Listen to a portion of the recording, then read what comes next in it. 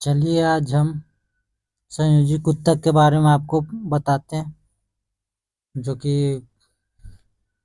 कल हमने बताया था और आज हम किताब के माध्यम से आपको समझाने का प्रयास करते हैं।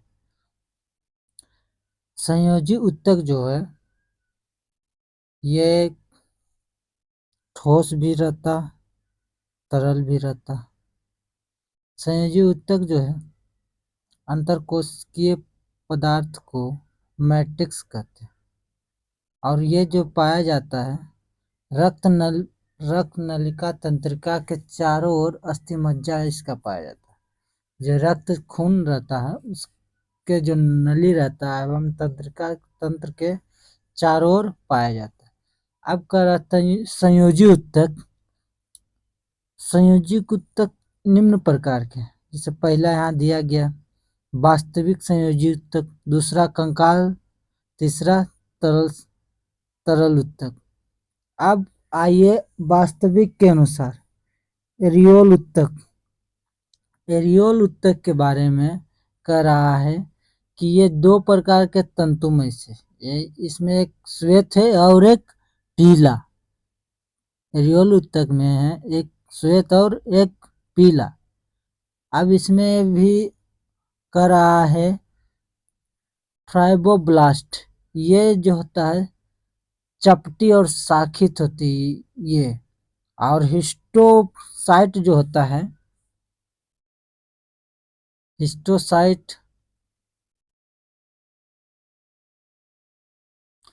हिस्टोसाइट जो होता है ये चपटी होती है, पर यह क्या करता है, जीवाणुओं का भक्षण करता है।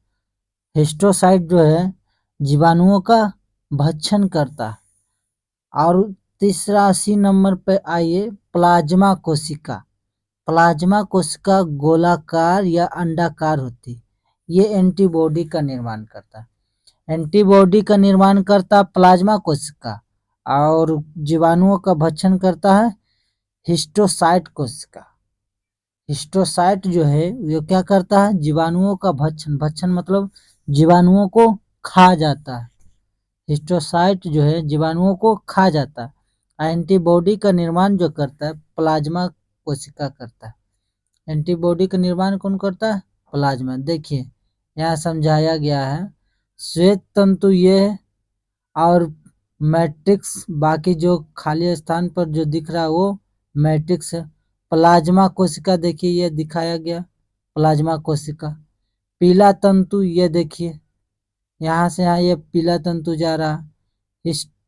हिस्टोसाइट यही क्या करता है, जीवाणुओं का भक्षण करता है।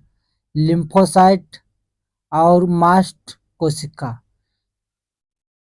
अब आइए मास्ट कोशिका के बारे में जानिए। ये कह रहा है ये रुधिर वाहिनी को फैलने के लिए हिस्टामिन प्रोटीन जो होता है और हिपैरिन कार्बन डाइऑक्साइड रुधिर वाहिनियों को सिकुड़ने के लिए सीरोटिन नामक प्रोटीन स्रावित करता है। यानी मास्ट कोशिका जो है ये सीरोनाइटिन नामक प्रोटीन का स्रावन करता है। इस ऊतक के प्रकार जो है श्वेत कण, जैसे श्वेत कण में जो आता है लिम्फोसाइट, इओनोफिल या न्यूट्रोफिल भी पाए जाते हैं।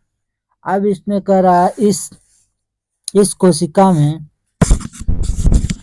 दो प्रकार के तंतु पाए जाते हैं। पहला है श्वेत तंतु जो कि होता है अशाखित। अशाखित में इसमें कोई अथी नहीं फैला हुआ है।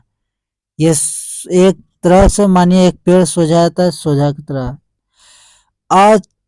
अलचीला यानी अलचीला का मतलब है कि ये झुकेगा नहीं, जब भी इस पर कुछ भार पड़ेगा डायरेक्ट टूट जाएगा। अलचित कहता है जो रबड़ की तरह थोड़ा सा नीचे झुक जाता है। अब पीला तंतु में इसी का जस्ट उल्टा होता है, वो अशाखित ये शाखित होता है और ये जो है लचीला भी होता है। अब आइए इसका एरियोल ऊतक का कार्य के बारे में जानिए। ये त्वचा और मांस को जोड़ता है। हमसे पूछेगा कि त्वचा और मांस को जोड़ने वाले ऊतक, तो एरियोल ऊतक है। यह क्या करता है? त्वचा और मांस को जोड़ता है, एरियोल ऊतक। त्वचा और मांस को कौन जोड़ता है? एरियोल ऊतक। और कह रहा है, अब आइए एडिपोज, जिसको हम वसा संयोजी भी कहते हैं। एडिपोज को हम वसा संयोजी भी कहते हैं। अब आप इसके बारे में जानिए, एडिपोज के बारे में। अब एडिपोज जो कह रहा है, यानी वसीय ऊतक, ये कह रहा है ये गोलाकार होता है, अंडाकार। अधिकतर जितना भी ऊतक है लगभग अंडाकार और गोलाकार ही पाया जाता है, जो कि वसा की बूंद भरी होती है। और यह ऊतक त्वचा की चर्बी के रूप में, देखिए वसा कहता है जो शरीर में जो चर्बी पाया जाता है उसी को हम लोग वसा कहते हैं। जैसे जो आदमी मोटा उटा है उसी को चर्बी कहते हैं ना, आम भाषा में चर्बी, तो उसी को हम क्या कहते हैं? वसा। वसा उसी को कहते हैं। ये कर आंतरिक अंगों के बीच मेढक के शीर्ष वृक्क के शीर्ष पर स्थित होता है, वसा पुंजीय पाया जाता है। यानी ये जो कह रहा है, इसका कहने का ये अर्थात है कि यह जो वसा ऊतक है हमारे जो शरीर को, पहला नंबर वसा ऊतक क्या क्या करता है? ये हमारे शरीर, बाहरी जो शरीर होता है, शरीर उसको बाहरी चोट से बचाता है। यानी आप देखिएगा मोटा आदमी जो होगा उसको 2-4 लाठी सह लेगा, आप वही लाठी मारिए पतला आदमी को तो वो सह नहीं पाएगा, क्योंकि वसा होने के कारण वो चोट लगने से बचाता है। और दूसरी बात ये भी है कि ये गर्मी को भी ठंडा से भी बचाता है। यानी जिसमें वसा की मात्रा ज्यादा रहेगा उसको ठंड कम लगेगा, जिसको वसा की मात्रा जिसका शरीर में ज्यादा रहेगा उसको ठंड भी कम लगेगा।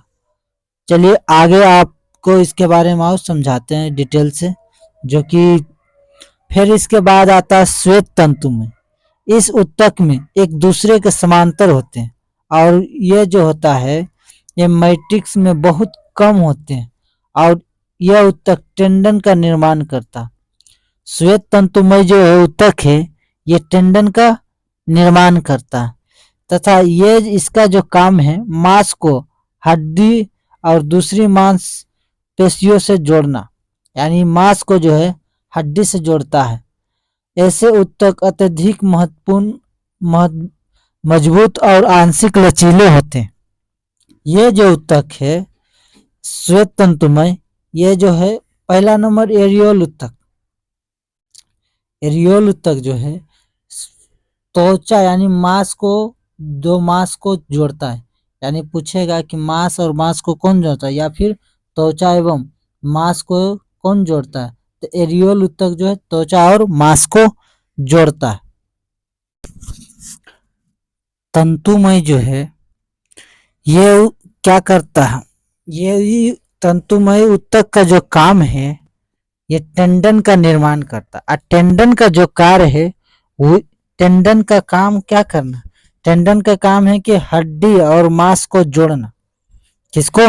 हड्डी और मांस को टेंडन जोड़ता है। देखिए हड्डी और मांस को टेंडन जोड़ता है, हड्डी और मांस को टेंडन, और मांस को एरियोल ऊतक। मांस को कौन जोड़ता है? एरियोल ऊतक।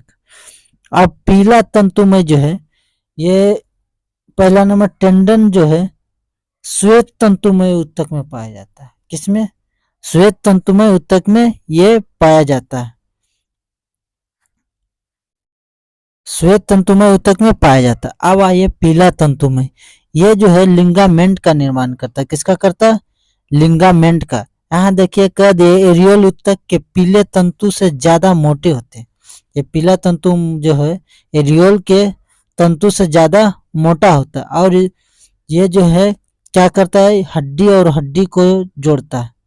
ये जो है हड्डी और हड्डी को जोड़ता है, हड्डी और हड्डी को लिंगामेंट जोड़ता है। हड्डी और हड्डी को कौन जोड़ता है?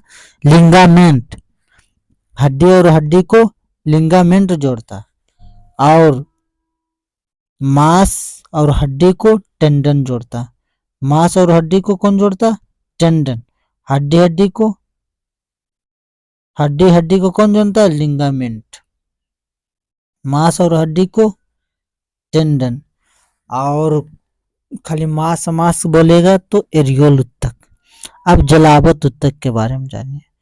ये क्या करा? ये करा इस उत्तक में तारा जैसी कोशिका होती है, यानी इसका कोशिका कैसा होता है? जैसे आप तारा को देखें उसी प्रकार से ऐसे उत्तक जो है पिल्हा, यकृत लीवर को बोलते हैं तथा अस्थिमज्जा में पाए जाते हैं। जलावत उत्तक जो है कहाँ कहाँ पाया जाएगा? या तो यकृत में पाया जाएगा या फिर पिलिहा में पाया जाएगा या अस्थि मज्जा में पाया जाएगा। तो हमें विश्वास होगा कि आप समझ गए होंगे। जलावत और हड्डी को जोड़ता है कौन? टेंडन। हड्डी और हड्डी को लिगामेंट जोड़ता। हड्डी को लिगामेंट, हड्डी मांस को टेंडन जोड़ता। अब आइए कंकाल के बारे में जानिए। यह कंकाल जो है हमारे शरीर के ढांचा को प्रदान करता है। ढांचा मतलब जो देखने में हम लोग लगते हैं लंबा या फिर शरीर चौड़ा, तो ये कंकाल इसी का सहारा, हमारे शरीर को सहारा देने के लिए खड़ा होने के लिए कंकाल यानी हड्डी का जरूरत हमें पड़ता है। अब यह कशेरुकीय जंतुओं का विशेष लक्षण है। यह कोमल अंगों जैसे मस्तिष्क की रक्षा करता है। यानी कंकाल जो है जहाँ जहाँ शरीर हमारा कोमल है उसको रक्षा करने के लिए ये जाना जाता है। कंकाल का जरूरत पड़ता है। हमारे मस्तिष्क को रक्षा करता है कौन? तो यही कंकाल उत्तक। अब यह कंकाल उत्तक दो प्रकार के होता है। एक होता है उपास्थि, देखिए एक उपास्थि दूसरा अस्थि। एक उपास्थि दूसरा अस्थि। अब करा उपास्थिक मैट्रिक्स लसलसा होता। जे उपास्थिक जो होता है वो कैसा होता? लसलसा होता। पतले महीन कोलेजन तंतु के होते हैं। इसमें मैट्रिक्स की रचना एक प्रकार के प्रोटीन है। मैट्रिक्स क्या है? प्रोटीन है, जिसे क्या कहते हैं? कोन्ड्रिन। इसको कहते हैं कोन्ड्रिन। इस कोशिका में कोन्ड्रियोब्लास्ट कहलाती। कोशिका के चारों ओर द्रव भरा आवरण होता है जिसे लैकुनान कहते हैं। प्रत्येक लैकुनान में 2-4 तक कोशिका होती है। इस मैट्रिक्स रक्तवाहिनी का अभाव होता है, परंतु यह एक वाहिनी युक्त उपास्थि आवरण है जिसे पेरिकोन्डियम भी ढाका कहते हैं। उपास्थि जो है कोलेजीय अस्थियों को जोड़ने यानी चिकना बनाती। उपास्थि का काम है जो चिकना करने का काम किसका? उपास्थि के। ये जो है बाहर के कान, नाक, श्वसन और ट्रेकिया, कंठ, अंतर कशेरु में पाया जाता है। हम उपास्थि कहाँ कहाँ पाया जाता है? बाहर के कान, नाक पर उपास्थि पाया जाता है, ट्रेकिया में पाया जाता है उपास्थि,